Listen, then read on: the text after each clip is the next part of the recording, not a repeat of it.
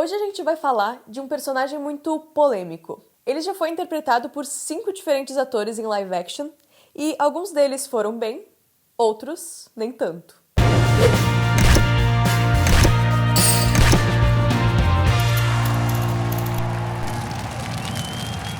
Quando a gente analisa o Coringa no cinema, a palavra-chave do personagem, sem dúvida, é a preparação. Atores se preparam para todos os tipos de personagens. Mas quando os diretores, juntamente ao seu elenco, têm a missão de reimaginar um personagem tão conhecido e adorado pelo público como o Coringa, as coisas ficam ainda mais difíceis. A preparação de todos os 5 Coringas foram diferentes. E esse personagem nos ensinou que preparação, além do necessário, também é um problema. Teve gente que se passou. Daqui a pouco a gente fala um pouco mais sobre isso. Eu considero a atuação do Heath Ledger a mais icônica de todos os Coringas, devido a 4 importantes características: a preparação, expectativa, polêmica e uma atuação simplesmente absurda.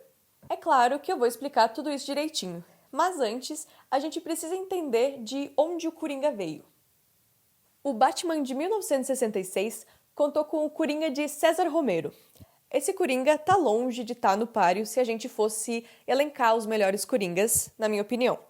Ele tem 2 desvantagens muito significativas. A referência somente dos quadrinhos, que é muito diferente de obter uma boa referência de atuação. E o próprio tom do filme. O próprio César já confirmou em entrevistas na época do lançamento do filme que não era o maior fã de Batman. I'm not a great student, actually, of the Batman comic strip. Além do perfil dele, que é mais charmoso e galã, acabou não combinando tanto com o personagem. Sobre o tom do filme, eu acho desvantagem para o César porque o Batman de 1966 é muito pastelão.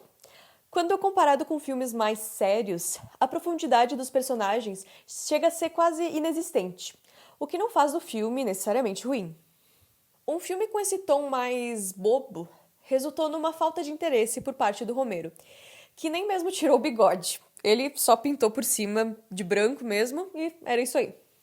No Batman do Tim Burton, de 1989, a gente já consegue ver uma evolução imensa no personagem por um simples motivo. 2 palavrinhas mágicas: Jack Nicholson. Obviamente, o filme permite todo esse destaque pro Jack, mas a verdade é que ele é um fit melhor por ele já ser naturalmente meio esquisito. No bom sentido, tá? Aqui no Sétima, a gente ama o Jack Nicholson. Vocês devem ter percebido isso no nosso vídeo sobre o Iluminado. O Coringa do Tim Burton precisava de um ator que convencesse nesse ar de gangster que ele tem, mas sem perder o aspecto da loucura do personagem. Atores fantásticos foram cotados para fazerem o trabalho, mas nenhum deles seria tão icônico, fazendo dessa forma caricata que ele fez, se comparado aos Coringas mais realistas que viriam depois. Por praticamente 2 décadas, de 1989 a 2008, a imagem do Coringa foi diretamente relacionada à imagem do Jack Nicholson, justamente pelo fenômeno que foi e ainda é considerado o Batman de Tim Burton. E aí que entra o fator expectativa. Heath Ledger era conhecido por ser mais um rostinho bonito em Hollywood, famoso por suas comédias românticas e filmes sem muito apelo com a base de fãs de super-heróis e da cultura pop. Foi um choque receber a informação de que ele seria o novo Coringa. Mais ou menos como depois seria um choque saber que o cara do Crepúsculo seria o novo Batman em 2022, salvo as devidas proporções. Já que, o Robert Pattinson sofreu um hate muito desproporcional durante muito tempo pelo papel do Edward. Pensa comigo, se tu espera um fiasco e entrega uma boa atuação, o sentimento é melhor do que se tu espera uma boa atuação e ela se concretiza. Mas mais do que isso, Heath Ledger criou um novo personagem com suas próprias referências. E aí começa a magia, que desde então envolve representar o Coringa no cinema. Essa quebra de expectativa foi absurda na época. Sem tirar a genialidade do Christopher Nolan, que dirigiu a trilogia do Batman, da qual pertence o Cavaleiro das Trevas, em que o Coringa é o vilão, mas todos sabemos que o filme só atingiu o patamar que atingiu devido à entrega do Heath Ledger. Why do you want to kill me? I don't want to kill you. What would I do without you? Go back to ripping off mob dealers? No.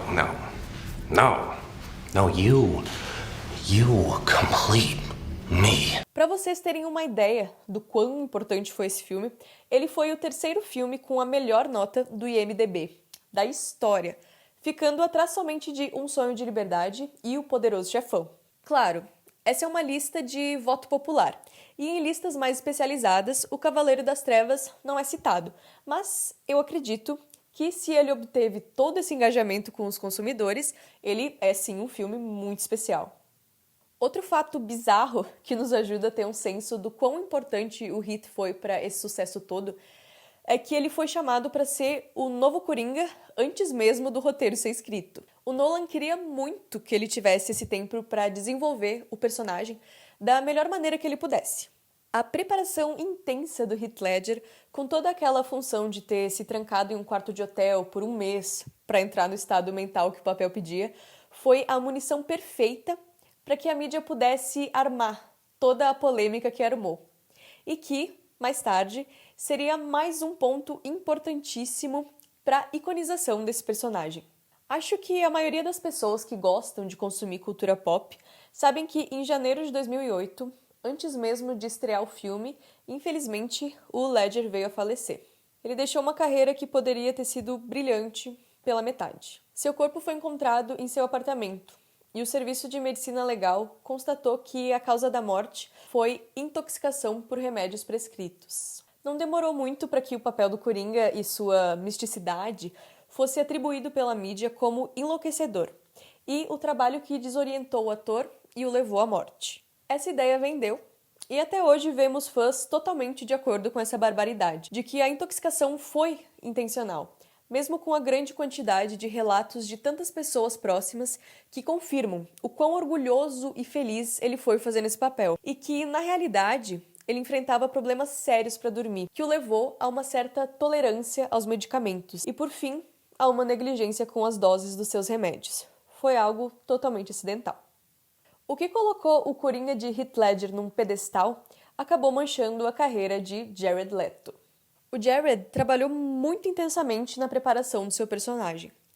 Ele se comprometeu com o trabalho de uma maneira que talvez nem o próprio Heath fez. Ele conversou com psicopatas reais, ele não quebrou o personagem em set, a fim de manter a imersão a nível máximo, dentre outras bizarrices que esse homem se dispôs a fazer. E no final das contas, entregou um Coringa ruim. Eu diria que o filme é pior do que o personagem, e que talvez ele não teve muito para onde correr. Mas não dá para dizer que seria ótimo em uma situação melhor. A impressão que eu tenho é que ele tentou fabricar um hype a fim de manter o legado do Coringa do Ledger e se perdeu na pressão que ele mesmo criou. E por fim, temos o Coringa do Joaquin Phoenix, que, diferente dos demais, apareceu em um filme de origem, onde o personagem principal é o próprio Coringa, sob uma perspectiva de vilão tradicional, somente à medida em que o filme vai se desenvolvendo, mas não no início. Teoricamente, essa abordagem traria muito mais profundidade ao personagem e, desde que executado de uma forma eficiente, teria tudo para ser o Coringa. O Joaquin perdeu 23 quilos para fazer o personagem magrelo e esquisito que o Todd Phillips queria, e seu comprometimento em set de filmagem também é digno de um dos melhores atores da atualidade. Mas tudo isso não parece ter o peso que deveria, ou que teria tido em um mundo onde não tivesse existido o Coringa de Heath Ledger. O Coringa de 2019 dividiu a crítica, e, pro meu gosto, é um filme bom.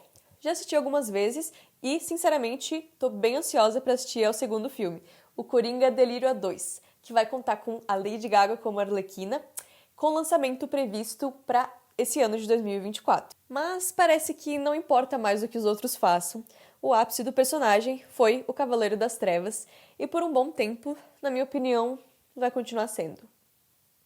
E se tu gostou desse conteúdo, por favor, peço que deixe um like, se inscreve no canal e muito obrigada. Tchau, tchau!